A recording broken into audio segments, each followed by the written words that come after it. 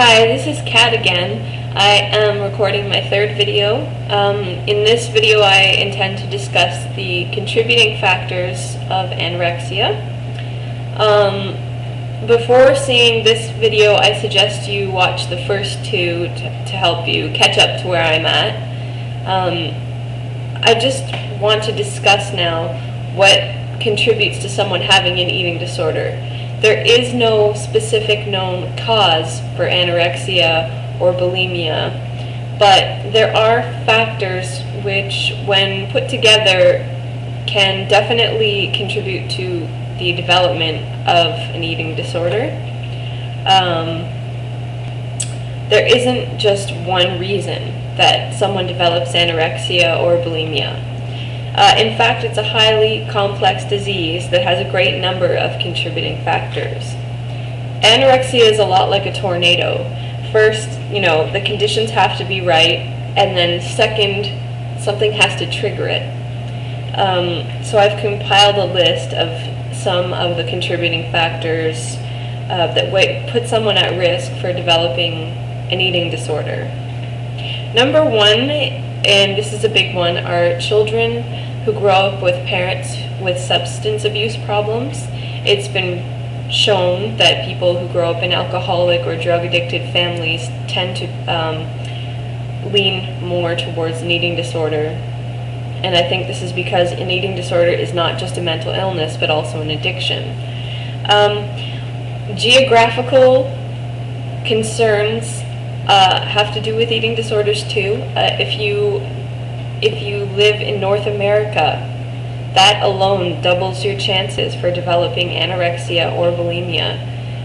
That obviously has a huge play in the media because we have so much exposure to the media, to billboards, to commercials, to fashion. It's part of our society in North America to think in very materialistic terms, and so we're raised to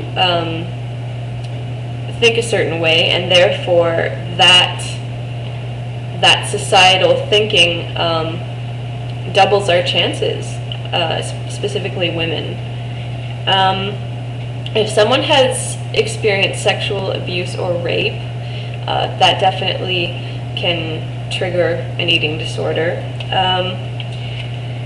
When someone has a very strict and controlled upbringing with parents who expect an overachiever or very stern, that really takes away the feeling of control over one's life. That can definitely contribute. Being involved in sports actually is a big thing. Ballet or wrestling specifically, because they both require certain weight requirements in order to participate, and there's a big pressure on people who are involved in those activities to maintain a specific body type. And yeah, so when you feel powerless because you've been put in a traumatizing situation and you feel that all of your power has been stripped of you, you have a higher risk of developing an eating disorder. Having parents who expect more from you and push you can really trigger that tendency in people. It's generally in situations like where there is a total loss of control over yourself because of, external circumstances. Someone might feel the need to control their own life, and it comes out through their eating. When a female goes through puberty earlier than her peers, that can trigger it as well.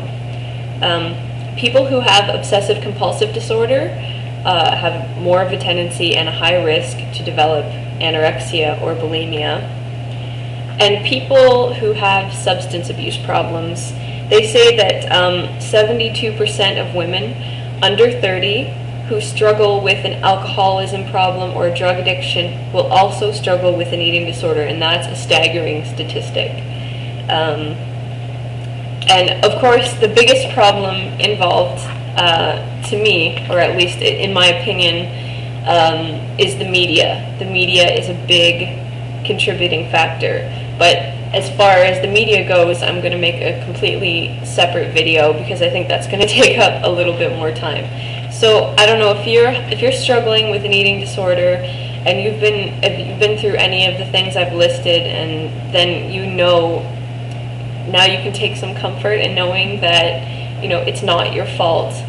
You have an illness.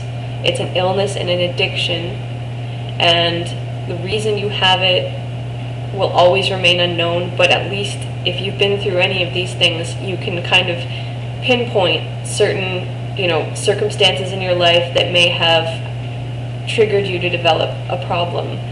So just take comfort and know that this is not your fault, and stay tuned, because when I come back, I will be discussing the media and the influence the media has over our minds and thinking. And I think that is probably one of the biggest subjects I'm going to cover, and I really think it's important. So please keep watching and take care.